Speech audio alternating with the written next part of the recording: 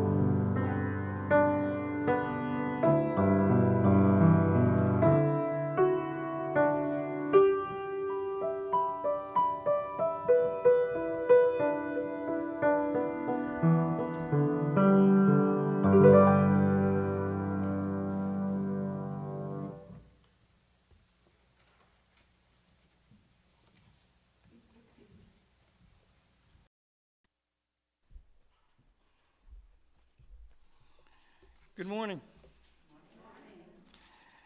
I'm Carl Dieter, and I'm a member of the UU Fellowship of Clemson worship team. It's good to be here and to be with you. Whoever you are, wherever you are in your life journey, you are welcome here. whomever you love, wherever you were born, whatever language you speak, you are welcome here. Whatever your skin color, whatever your class background, whatever your range of abilities, you are welcome here.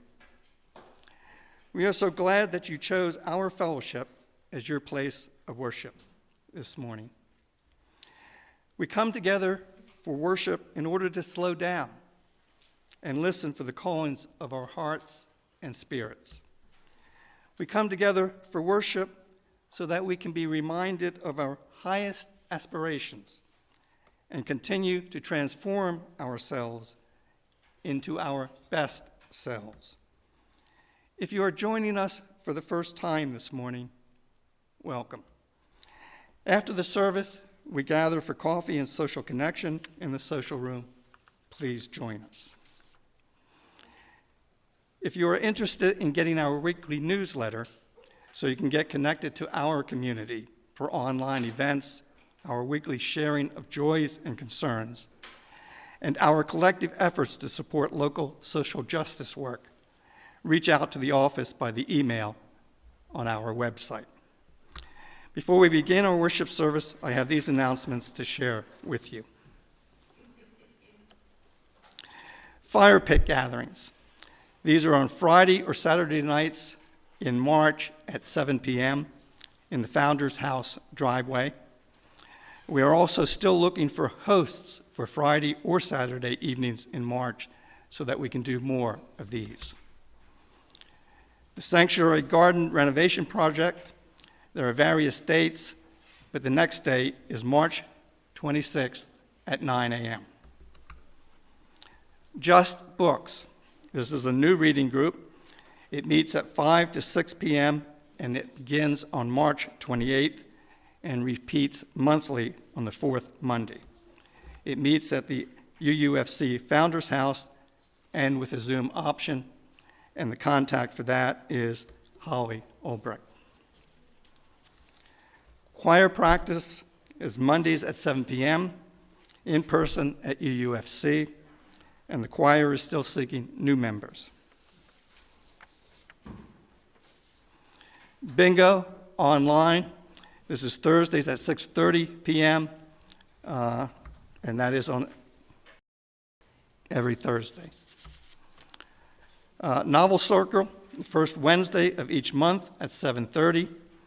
The book for April 6th is Cloud, Cuckoo Land by Anthony Doerr, and May 4th, I Captured the Castle by Dottie Smith. And I think Elaine has an announcement. Good morning. It's that time of the year again. We are planning for the fundraiser for the this year. This year it is called Mini Talents. And we're going to be focusing on artistic talent and craft talent, as well as the talent of being able to provide services, such as, okay.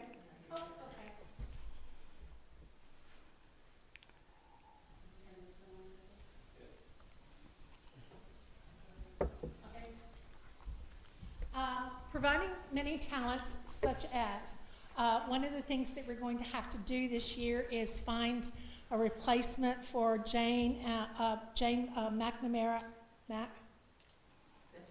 McNamara, and Michael Cole's generous donation that they provide every year of their beach house.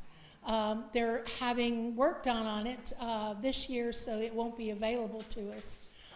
So we want to come up with some creative ideas for how we might replace that.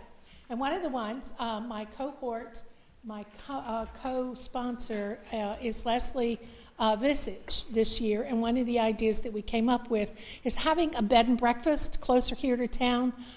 For instance, if you have a mountain weekend retreat or a house on the lake or whatever, a team of people like the homeowner and someone who's willing to provide breakfast for the bed and breakfast, and someone who's willing to provide the excursion while the folks are visiting with them. We thought that might be an idea if we can come up with a couple of those to help replace the money that we're so used to getting from the Coles and McNamara's. Other ideas are, of course, hosting dinner parties, actually providing the chef services at someone else's home, raking leaves, organizing spice racks, whatever you feel you have the talents to do. This year, as I said, the title is Many Talents, and it's scheduled for May the 14th, so go ahead and calendars. We will be calling all of you individually, so be thinking about creative ways that you might provide services and or some of your creative creations to this service auction this year. Thank you.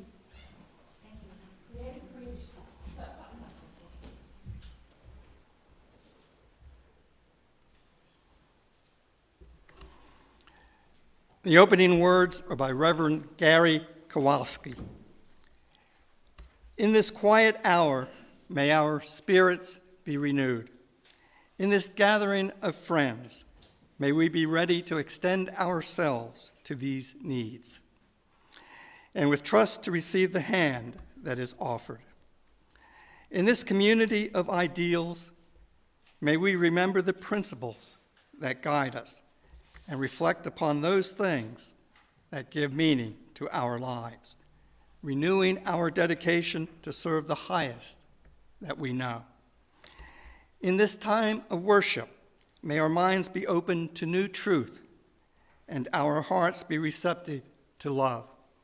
As we give thanks for this life we are blessed to share.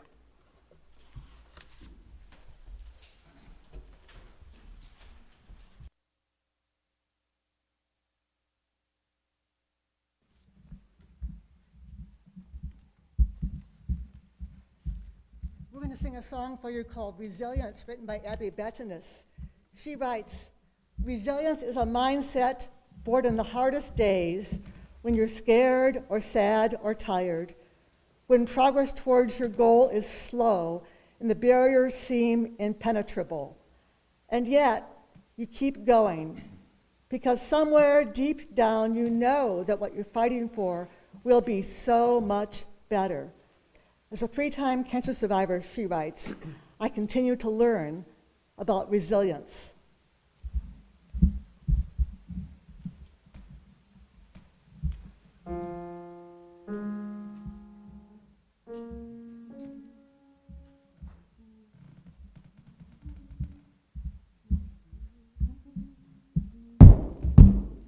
Resilience, we are strong. Shoulder to shoulder, keep moving on. Resilience, make a new plan.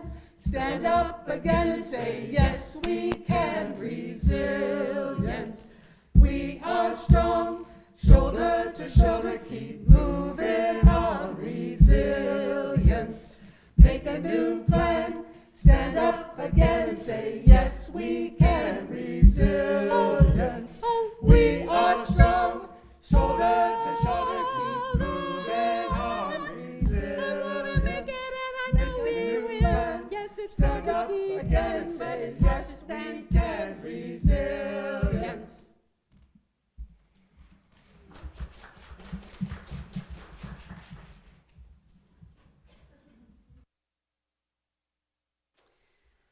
Hello, my name is Reverend Christina Branum-Martin, minister here at the fellowship.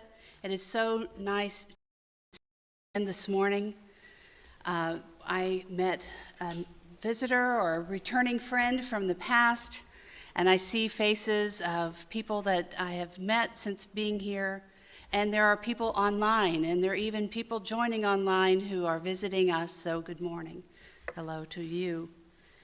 We begin each Sunday by lighting a chalice, and I have some chalice words this morning from Reverend Suzelle Lynch.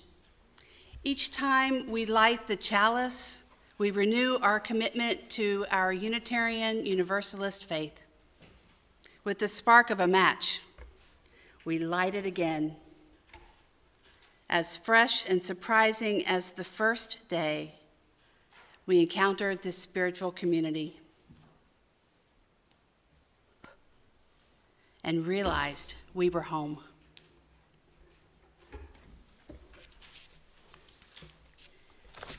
Karen is going to share a story with us and tell us about how we're going to bring back in something from the past that for me will be completely new, because when I joined you, we were mid-pandemic. Which microphone should I use? As long as you figure out how to use it, I don't care. This one says power. Here we go. Is it on? Yep. Okay. See, I'm not always incompetent, Joseph. So I am delighted to announce that starting next week, we will be returning to one of our traditions involving the children and all of you all, and that is the return of our radio flyer, Little Red Wagon, and the collection of canned goods for Clemson Community Care's Food Bank. So please remember to bring your next week, and we will celebrate that occasion, because it has been, on Tuesday, it will be 2 years since we shut our doors and canceled services, and then 2 weeks after that, Holly and recorded our first recorded service with no pages or anything, and it's been a long, long years. And today's story is about the beginnings of that and the patience and the strength that we've all had to show in the last 2 years, and the things that have changed as well. Our story today is Outside Inside. Something strange happened on a remarkable day just before the season changed. Everybody who died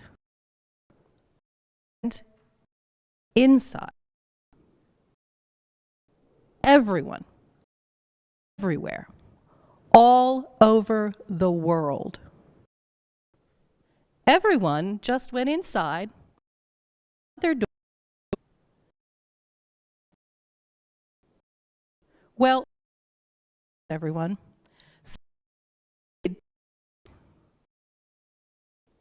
where they needed to be. First responders and hospital workers there. Outside, the sky was blue, and squirrely cars stayed away.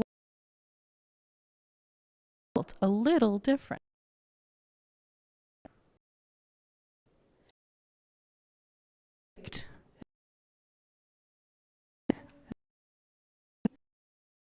And played games. Some of us worked a little, and some of us felt a little.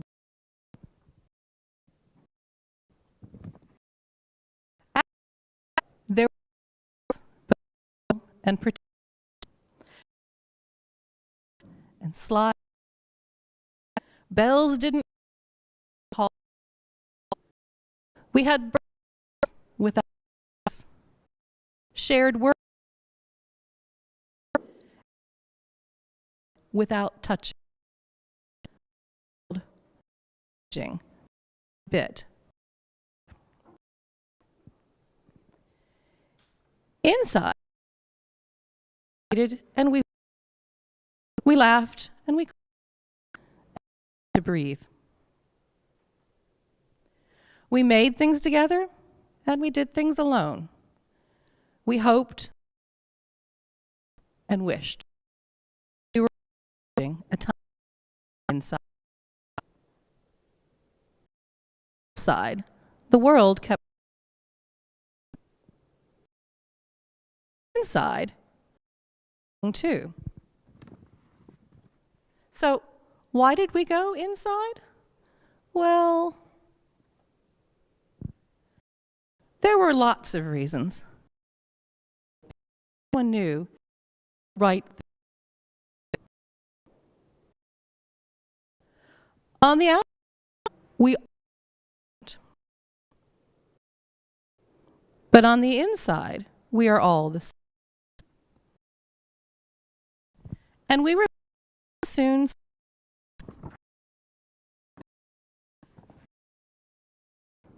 inside. and outside.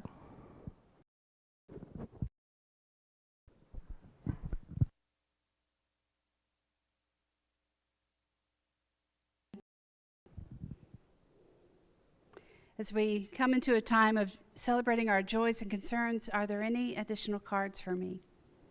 No. Maya gave us some cards today, and Maya, I'm going to start with a card for your friend Isaiah. And Isaiah lost a pet, their dog, and I'm so sorry for that sadness.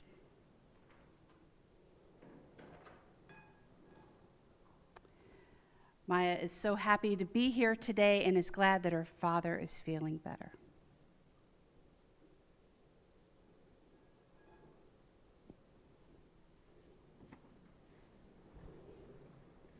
And Sarah, where is Sarah? Hi, Sarah. Erica and Megan Harcum Allen are celebrating 8 years of marriage, living in Seattle. Erica attended religious education here from 2002 to 2008.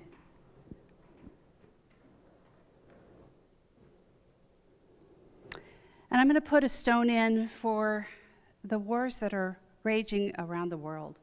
Certainly Ukraine is in the news, but it's also really come to my attention that there are other parts of the world that are also in turmoil and they're not getting the press that the Ukraine is. And so I hold this up for all people who are having to leave their homes, who are feeling unsafe, and for refugees that are traveling from all parts of the world. I was reminded today of somebody that I knew who had been a resettled refugee here from Haiti, and who recently was trying to have family come in, and they were then all deported back to Haiti after living here for almost 10 years. So the disparities between what we consider a refugee, which is acceptable or unacceptable, are so apparent in our politics, but in our hearts, to have children and families be resettled somewhere far away from home is heartbreaking, no matter where they're from. I place this for those who are dealing with health issues, who are dealing with sadness quietly in their heart, who have lost family members and a spouse, and I put this stone in for all of those things that are heavy and weigh us down.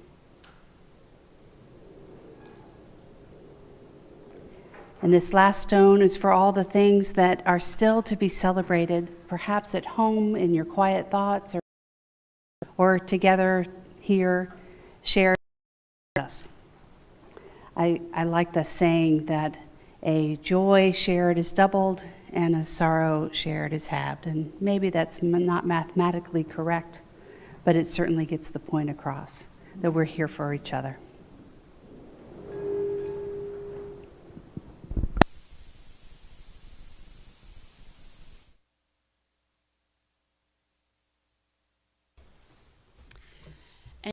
We will sing the children on their as they go to their religious education program.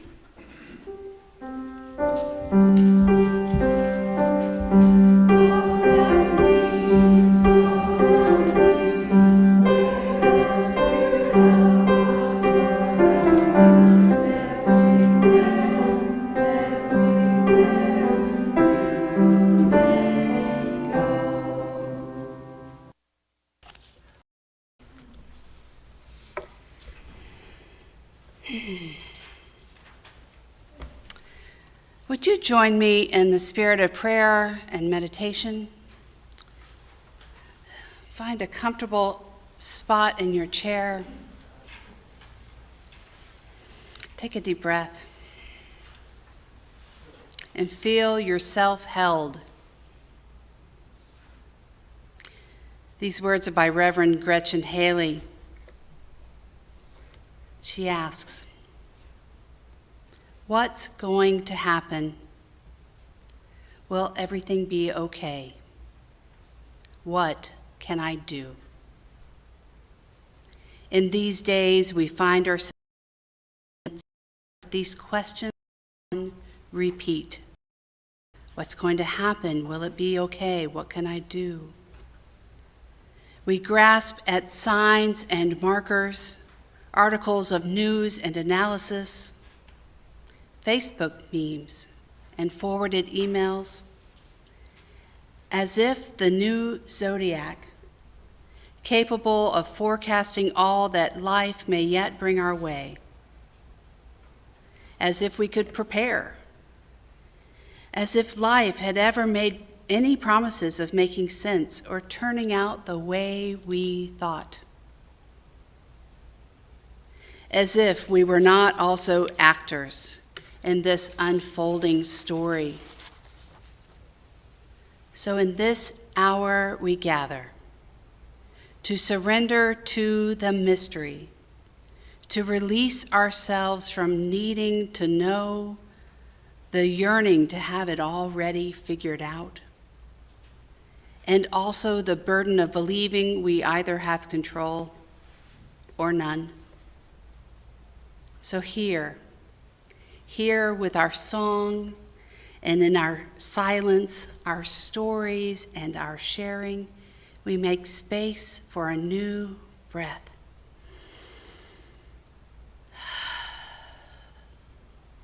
We make space for a new healing, a new possibility to take root. That is courage, forged in the fire of our coming together.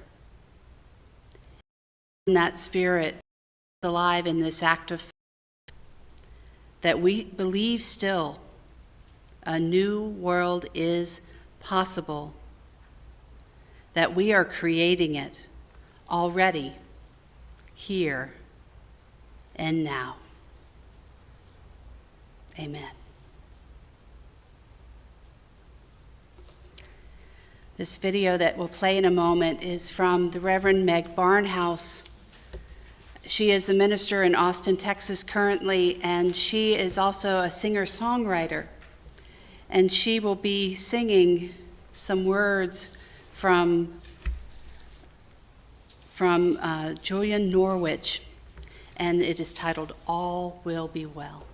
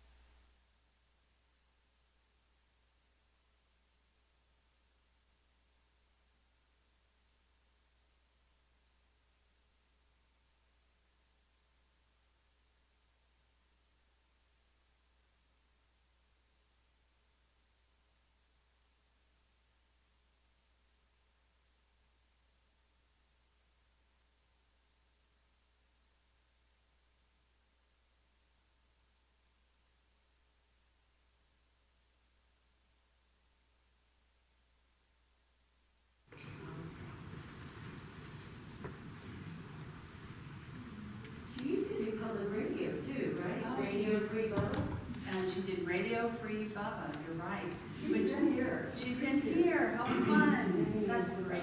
Yeah. She was a minister in Spartanburg. And Spartanburg before that, right. That's right. So it's not playing right now, so I'm wondering, why don't we have the next part of our service start now, and we'll see if it plays after. Carl, would you share your reflection with us?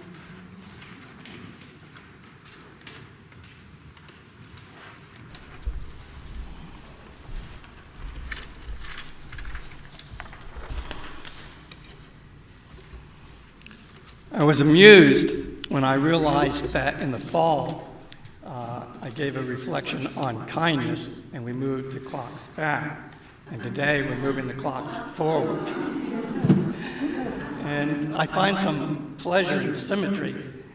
The laws of physics have a high degree of symmetry, but chemistry involves the breaking of those symmetries.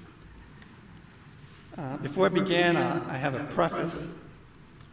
When I work on these reflections, I generally learn new things as I work to craft a persuasive and coherent reflection that can withstand the cannonballs of possible criticisms. But sometimes I get greater insight and understanding when people respond to my thoughts. And I shared or paraphrased this morning's reflection with several of my neighbors and friends. And I was startled to discover how common the experiences were of people feeling alone in their struggles, of being underappreciated and having difficulty with negative experiences in their past that challenged their present day coping skills. And for me, it was like a moments on the road to Damascus when I clearly realized how needed were kind words, gentle encouragement for many people. A reflection on resilience. Over the past 2 years, the COVID-19 pandemic has frayed the social fabric and challenged our capacity to care for ourselves and each other. What lessons have we learned about resilience? And can we deliberately develop skills and strategies for handling and recovering from difficult circumstances? The word resilience brings to my mind images of extraordinary feats of human endurance and achievement, such as climbing Mount Everest solo without supplemental oxygen, paddling solo across the Pacific Ocean without logistical support, pursuing Olympic gold, winning a Nobel Prize, or sustaining the ups and downs of the creative process to produce a monumental work or body of work. When I share examples of these extraordinary stories with my kayaking buddy Ron, he becomes annoyed and saying in exasperation, "That's easy. They have only themselves to deal with. They're not heroes." For Ron, the expressions of resilience and heroism are reserved for those who struggle every day with poverty, racism, and the human struggles involved in family life and social interactions. Although I share with Ron an enormous admiration for those who build a life in the face of significant physical or mental handicaps, we remain at odds in our perceptions and emotional attachments. Absorbed in the monastic life of academic research, the daily routines of life, and the resulting familiar and community obligations were all these foreign lands I had no desire to visit or experience. Can these disparate realities of human endurance, found in the pursuit of exceptional goals such as Olympic gold, and the struggles of daily life, such as coping with clinical depression, be reconciled by common behaviors?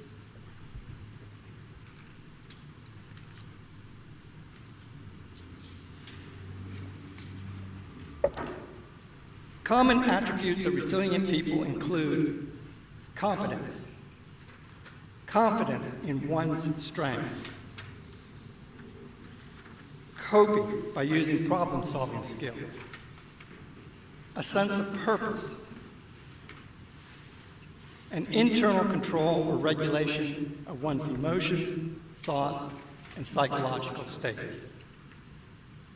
Perhaps a story from deep survival, Who Lives, Who Dies, and Why, by Lawrence Gonzalez, can illuminate the skills and attributes of resilience. After a first ascent of Sayula Grande in Peru, British climbers Joe Simpson and Simon Yates were descending, and Simpson fell, broke his leg, and was then swallowed by a crevasse. Having no choice but to cut the rope, Yates assumed Simpson was dead and following mountaineering ethics, returned to camp. Simpson was certain that he would die, and in seconds went from denial to anger and then self-pity, before splitting into an emotional self and a rational self. He was soon laughing that he was miraculously alive, and mesmerized by a shaft of sunlight reflecting off the cavern walls, filling him with wonder and a belief that he could indeed survive. Seeing a steep snow slope angling out of the crevasse, he cycled between rational planning and the emotions of anger and the joy of achievements as he incrementally made his way up the slope over 12 hours. Emotions were essential to fully alert him to the reality of his situation and to motivate him to action, while rationality enabled him to plan, make decisions, and problem solve. Once he climbed out of the crevasse, exhausted, dehydrated, hypothermic, and frostbitten, he was still high on the mountain, and over 3 days hobbled back to camp, fearing that Yates would leave before he arrived. In a stroke of blind luck, he arrived just as Yates was ready to leave camp. Simpson's survival depended upon his ability to control the wild horses of emotion and rationality so that they pulled in unison. His ability to focus on small incremental goals and find pleasure in achieving them, and in his experience and wonder in life, and in the beauty and magnificence of the physical world. Although resilience encompasses a set of physical, intellectual, and psychological skills that can be learned, I worry about America's capacity for resilience.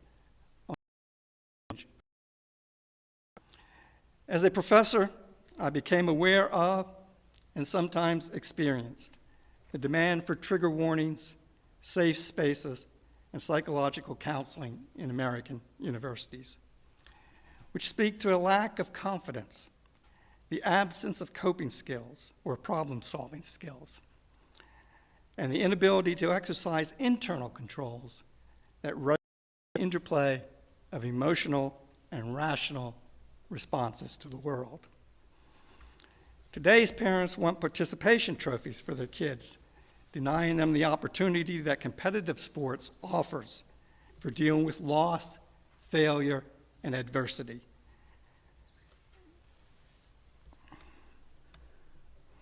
Which are inescapable aspects of life. Ron and I often commiserate that today's children are tethered to electronic devices, divorced from outdoor play and close interactions with adults and mentors, thereby diminishing their resilience. Our consumer culture promotes instant gratification, a sense of entitlement, and a fury proclaiming that inconveniences such as long lines, wearing masks, power outages, and customer service computer assistance are an infliction of injustice. Although there are significant and nuanced differences between resilience and survival, Gonzalez writes of a healthy attitude in the latter. Survivors accept that to succumb is always a possibility and is ultimately their fate. They know that safety is an illusion, and being obsessed with safety is a sickness. They have a frank relationship with risk, which is the essence of life.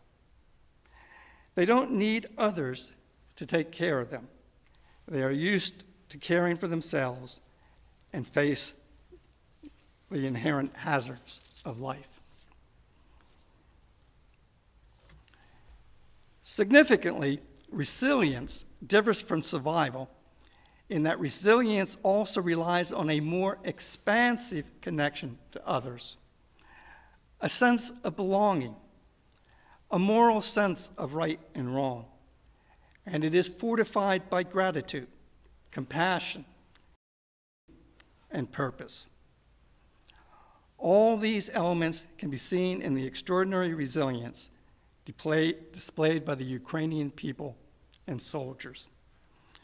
Their strength comes from their cultural heritage as a people, their commitment to a democratic nation, gratitude for their solidarity as a people, and for the support the West will provide, and the compassion they display among themselves, and the compassion of their neighboring countries providing humanitarian support. This expansive connection to others is the keystone of resilience in families, small communities, and in nations, as we see in Ukraine. I am often annoyed when the word love flows from the pulpit in a flood of biblical proportions. The word irritates me because it is imprecise. I have no idea what is being asked or demanded of me, and because of its application to a wide variety of situations. Is the love spoken of in church the same love that football players say enabled them to win a championship? If love is a verb, then the resilience attributes of competency, confidence, self-discipline, and problem-solving skills would seem to be essential to effectively expressing love in action. On the other hand, love as a positive connection to others, compassion, and a life-enhancing sense of purpose, then it fortifies and grounds resilience and helps it to grow. Resilience as interactive domains of the individual and the community bring human struggle onto common ground, uniting the exceptional and the common, the singular and the communal. The development of resilience is aided by the interactions of individuals and of an individual and a community, such as those between a gifted athlete and all those. Similarly, love for children magnifies and expands parental resilience. Illustrating this need for help in developing resilience, I am eternally grateful that although I never initiated actions, I was always available whenever my wife, Janice, with grace and efficiency, would ask me for help or assistance, thereby helping me develop resilience in those arenas of life I was less inclined toward. Resilience is a gift of love that we give to ourselves and to each other, and it is a gift that keeps on giving.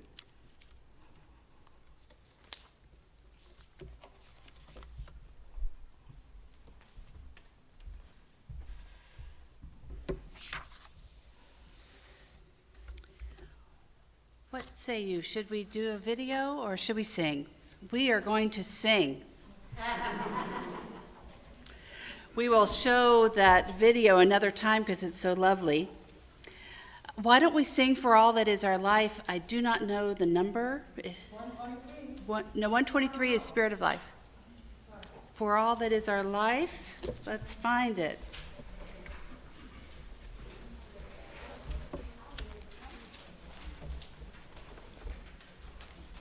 $231. What is it, 231?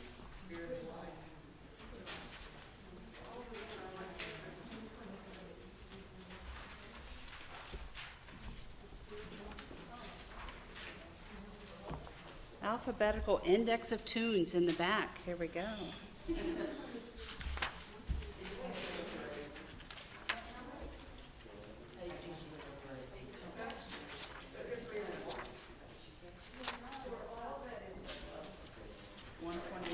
$128. Great. You get the prize. Gold star.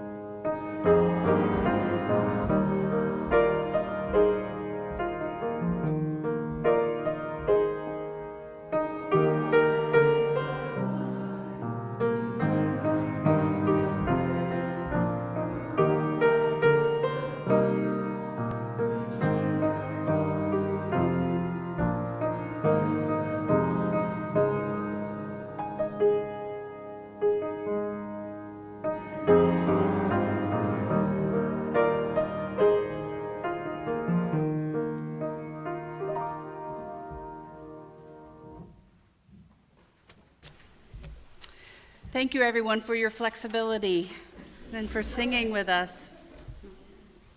Carl, thank you so much for your reflection on resilience. I was really struck by the common attributes of resilient people when facing hurdles before them, be it injury or depression or even somebody trying to fulfill the goal of an Olympic gold medal. Whatever they may be, those 5 attributes of resilience that you listed: competence, confidence in one's own strengths, coping by using problem-solving skills, a sense of purpose, and the regulation of one's own emotional responses. That story of that climber really shows resilience in a harsh situation, and that was such an amazing story. His resilience literally saved his life. And I think these common attributes reply to communities too. And I see them here at the Unitarian Universalist Fellowship of Clemson.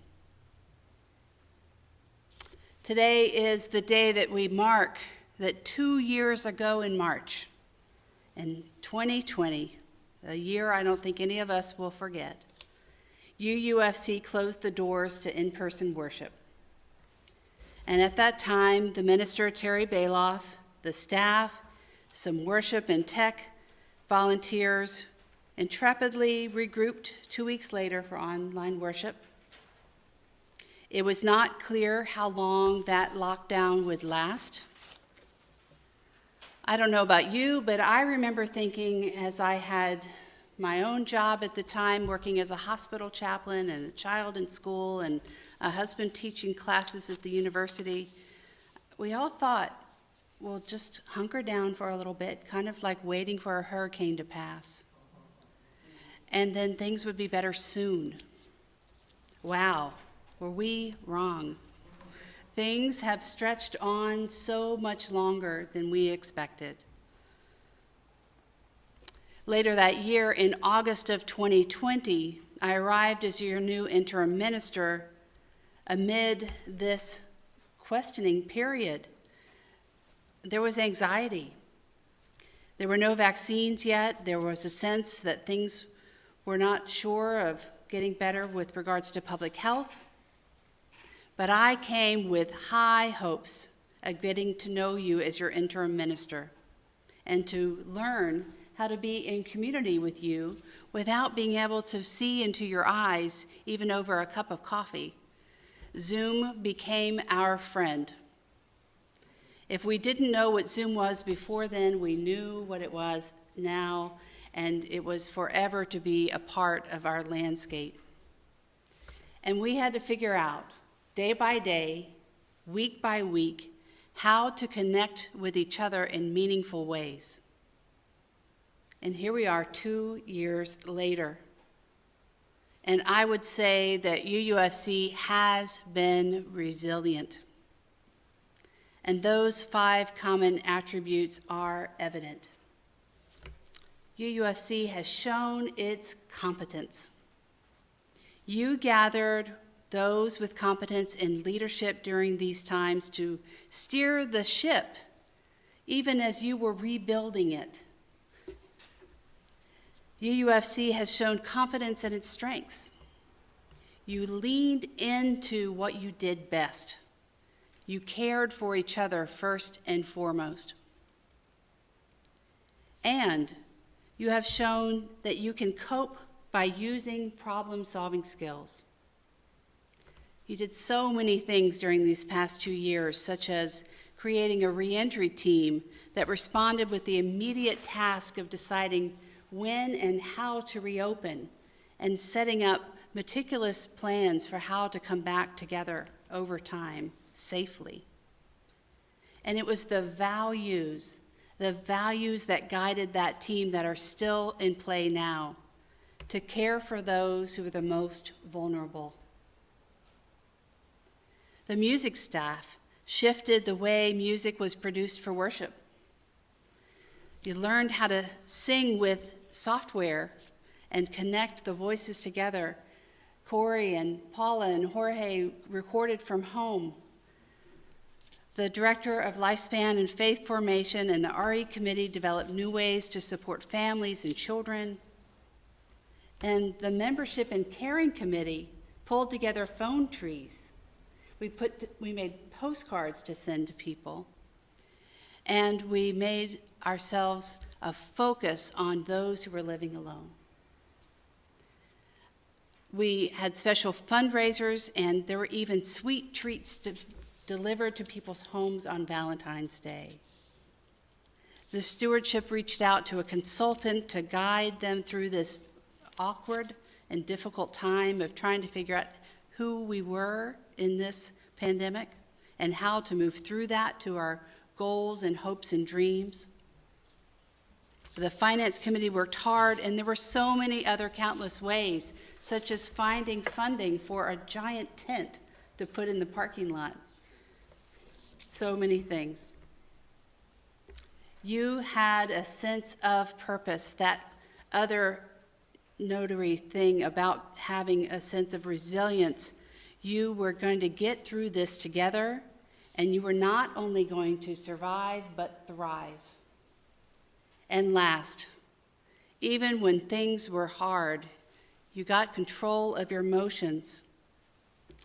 You stayed focused on the goal, the community and the values that you share.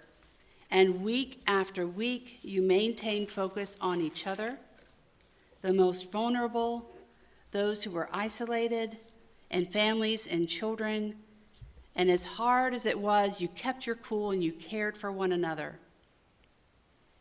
This resilience is an expression of your covenant, which I just remembered we did not say together this morning as I lit the chalice. Can we say it now? It's on the order of service, because I was going to read it in my sermon.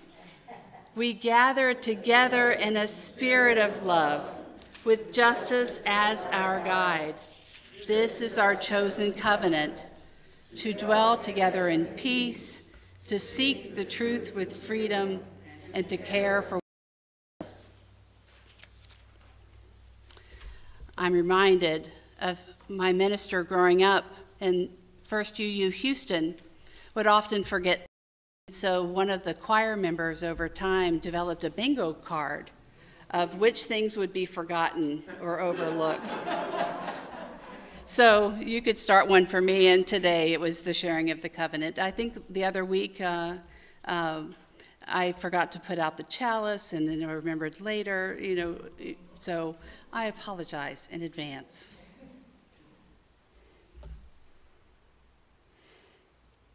Carl pointed out earlier that the word love is used very often from this pulpit, and I like that. He and I can duke it out over philosophical debate over coffee. I know that Carl respects specificity, and examples of such a broad word of love are desired. Well, here is a direct example of love today, Carl.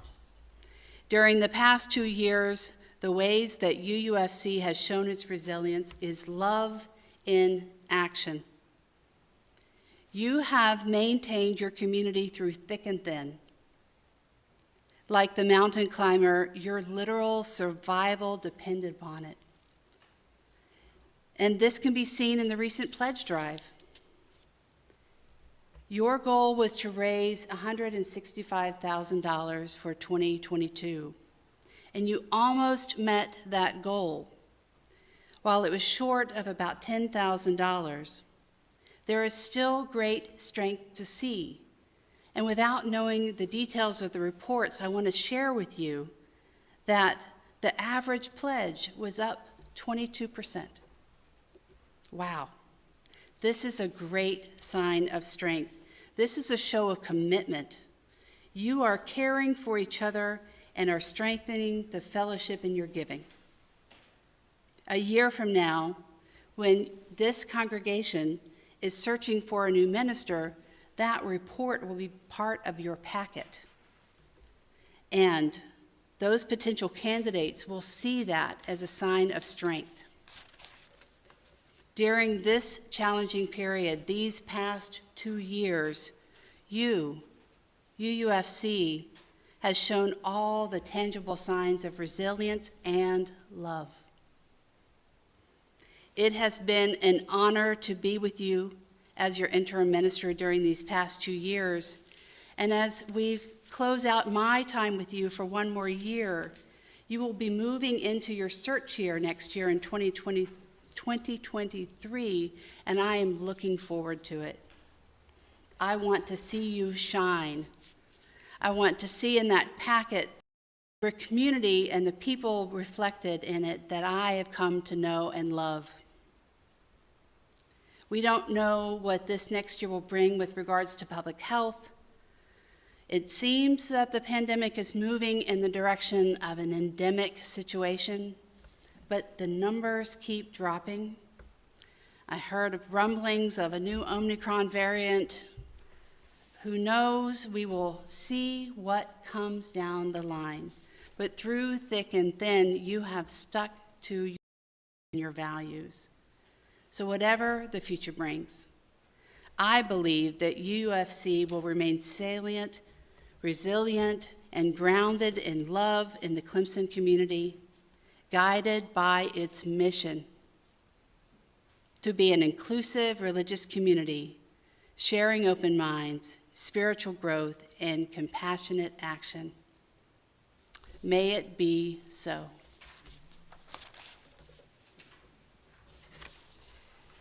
On the back of your order of service are the words to Here Comes the Sun.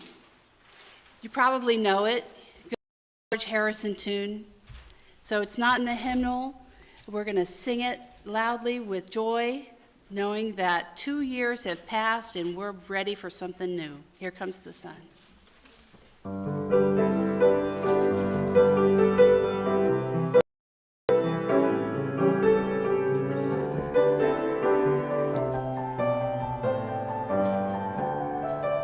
Here comes the sun. Here comes the sun, and I say it's all right. Little darling, it's been a long and cold winter. Little darling, it feels like years since it's been here. Here comes the sun. Here comes the sun, and I say it's all right. Little darling, the smiles returning to the faces. Little darling, it seems like years since it's been here. Here comes the sun. Here comes the sun, and I say it's all right.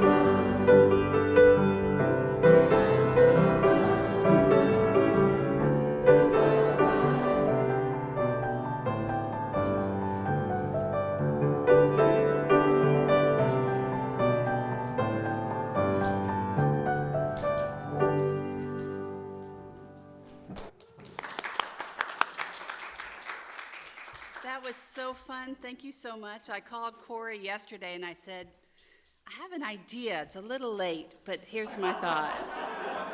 So I really, really appreciate your effort put into that.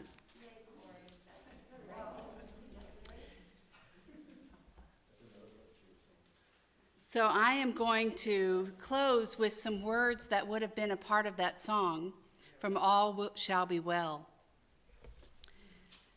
May we go out today with the trust and the tenderness that so often arrives to hold us in our pain, with a faith in love that never dies and never lets us go, with a confidence in the courage that arises from within, but often not of our own doing, remembering and believing that all will be well, all will be well, all manner of things will be well.